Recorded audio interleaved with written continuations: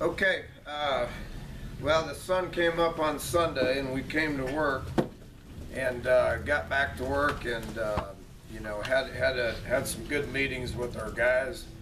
Yeah, they were disappointed and all that, but their entire focus was about getting this game over with and moving on to Texas. So what our focus was, late Sunday night after we got done was all about Texas. The kids, yesterday was their day off. They were rolling through the halls, believe it or not, excited about the opportunity to be able to go play another Big 12 football game. That's why a lot of them came here, so they could be in games like this. They know that we're going to have many opportunities like we did last Saturday. And our job is to work hard and prepare hard and put ourselves in position to be able to try to win a few more of those Big 12 games like we didn't do on Saturday. So our focus is 100% on Texas. If you have any TCU questions, I'd be happy to answer them. When our assistant coaches come in here, they'll be happy to answer them.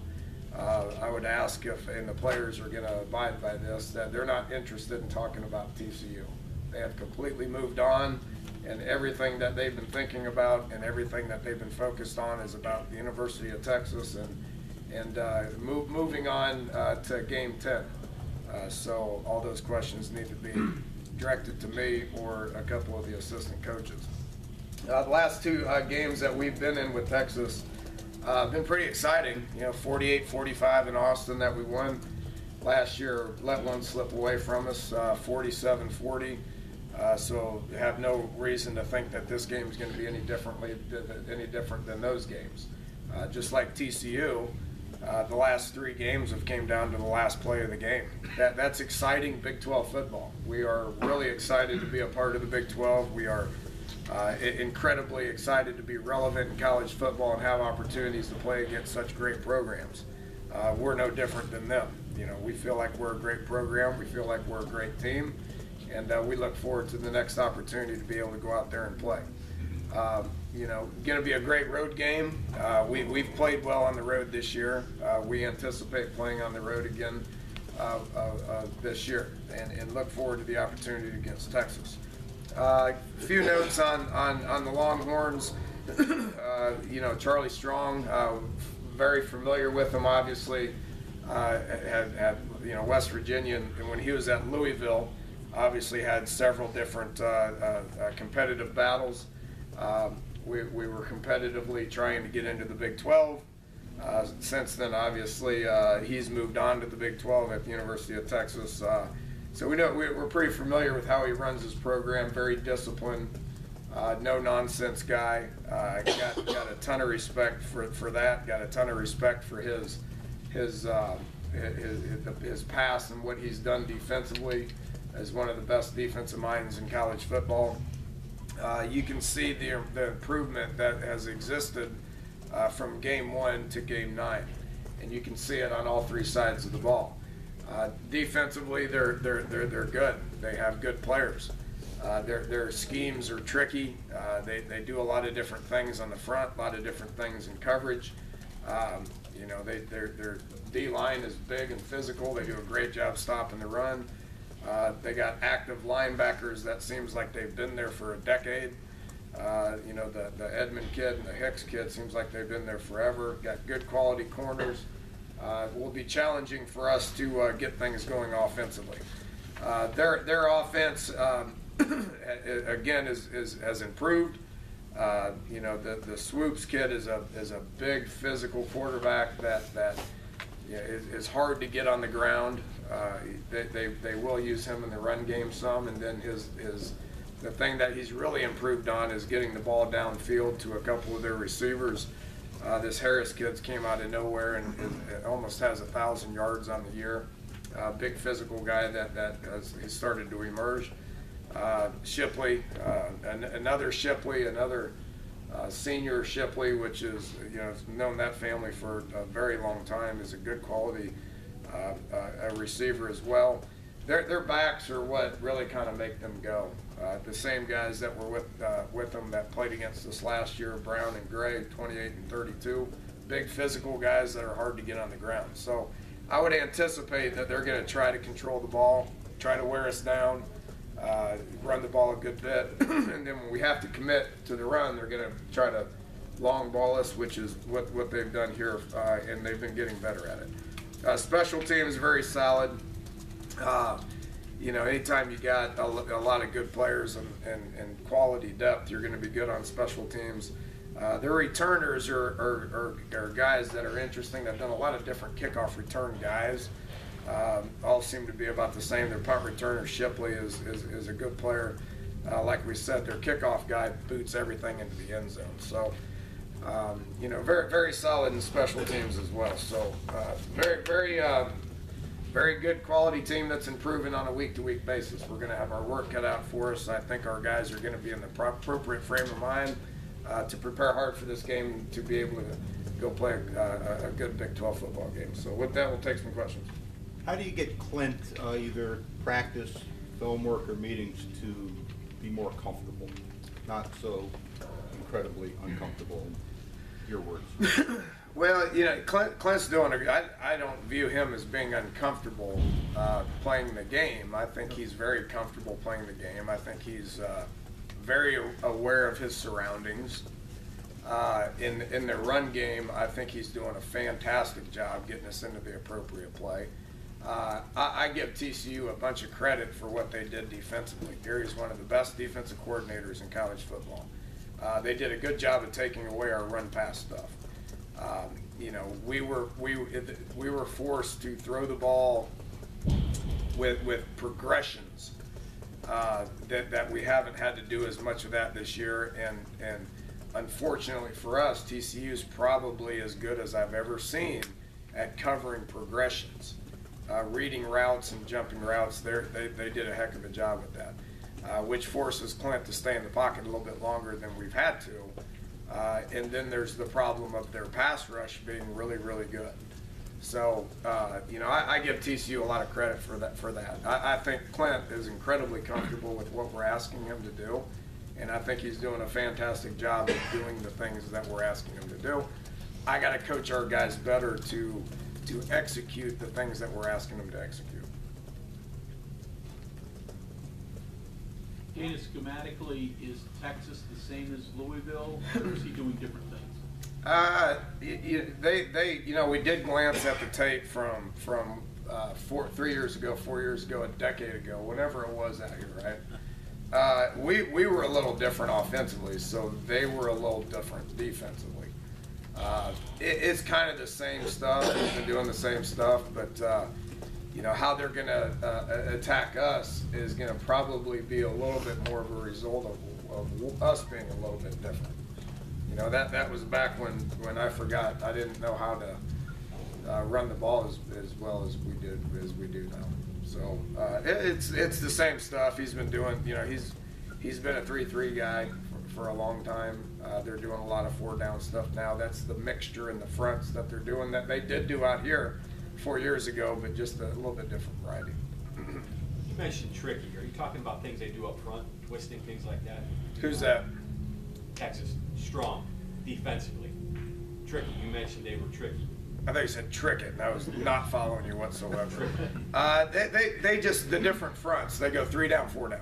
Okay, with the same personnel, they have a 4-down front that kick one of those backers up and stand them as one of the linebackers to look like it's a 3-3 stack front. So that changes how we identify things and the blocking schemes and all that. So we can go against them. We've obviously go against our defense a lot.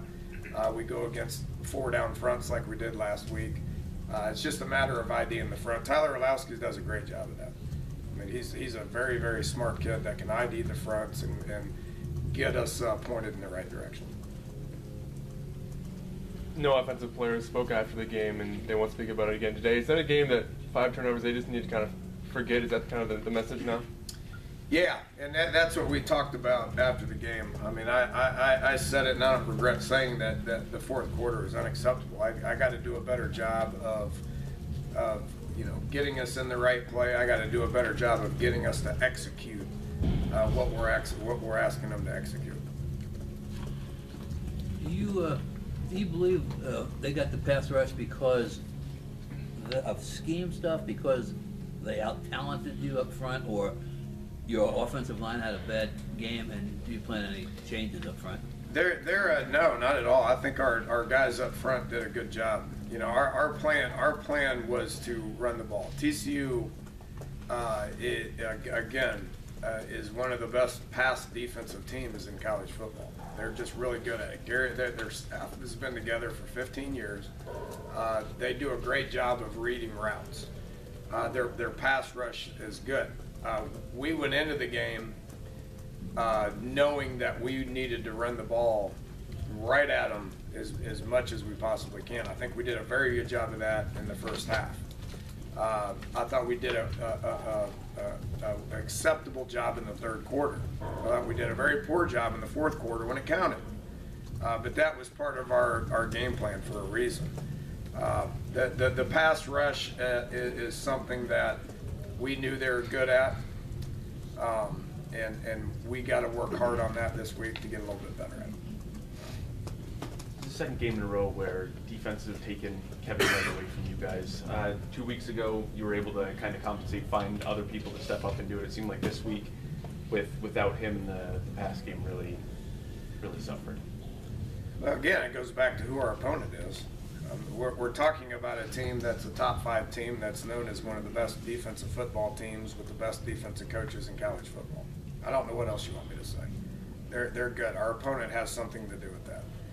With that said, we got to do a better job as coaches to identify what we got to do to have the production acceptable to where we can win the game.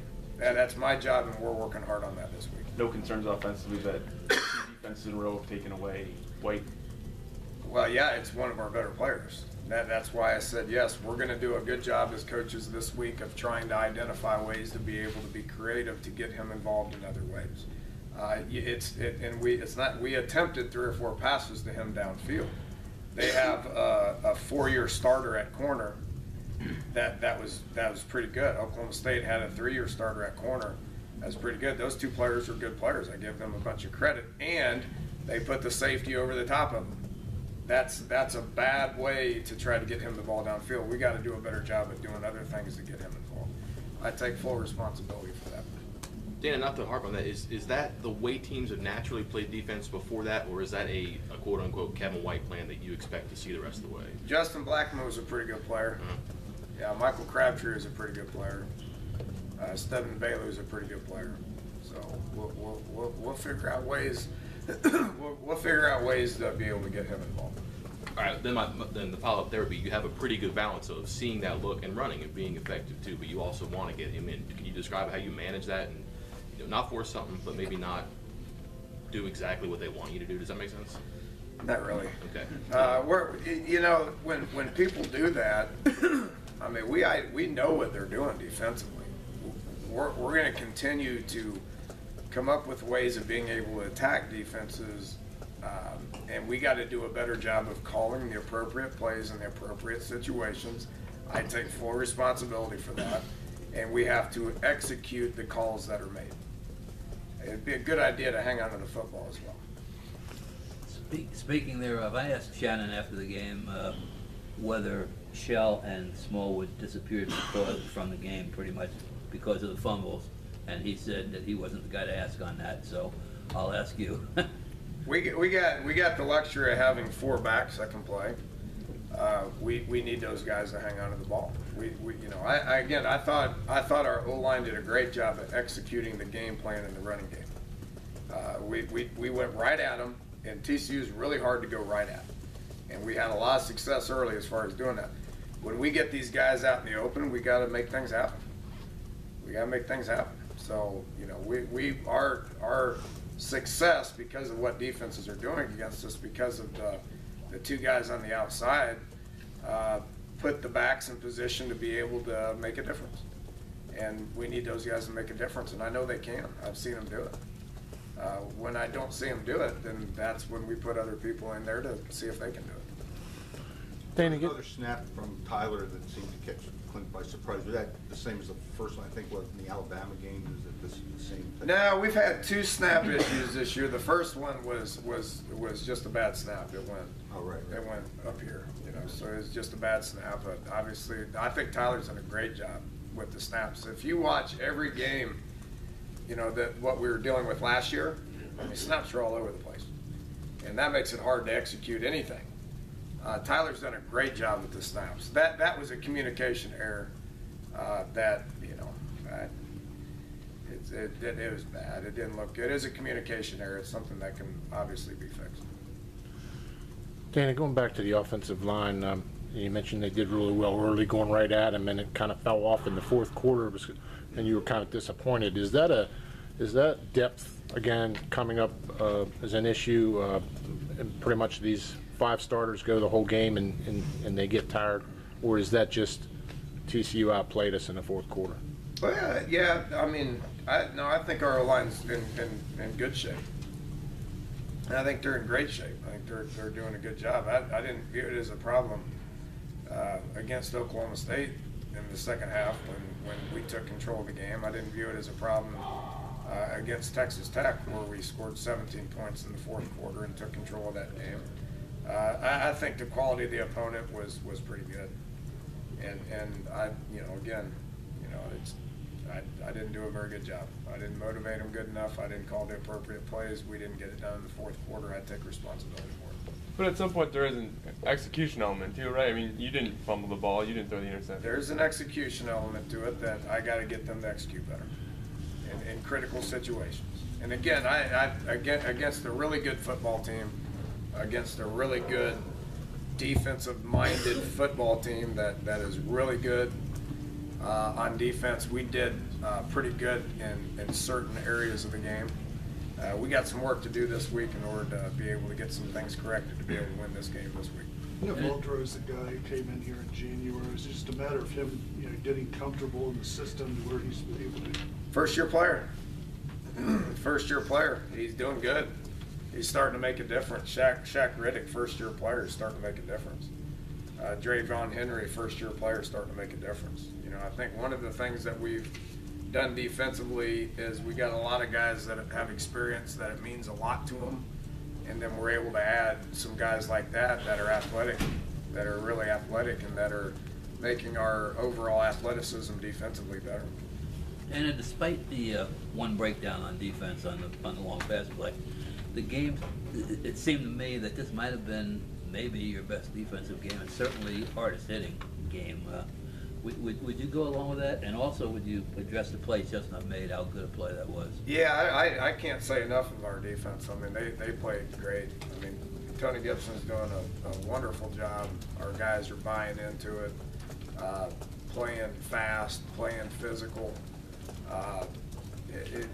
They call it a turnover. You know, they strip it and you pick it up and you return it for a touchdown. It was awesome. But just a great play by Chestnut. You know, I mean, he was covering the guy caught it, he stripped it, he picked it up, and he ran for a touchdown. Dan, a lot of this was offensive line and defensive line today. The game has changed so much. We're fast guys out in space spread offenses, but it seems like every game is that really tight space in the middle. How is that never changed through the years, where it's offensive line, defensive line? That's typically the most important. Point of attack. It's a point of attack. You know, whether it's O line or D line, you got to control the line of scrimmage. Okay, thanks, Coach. All right, appreciate it.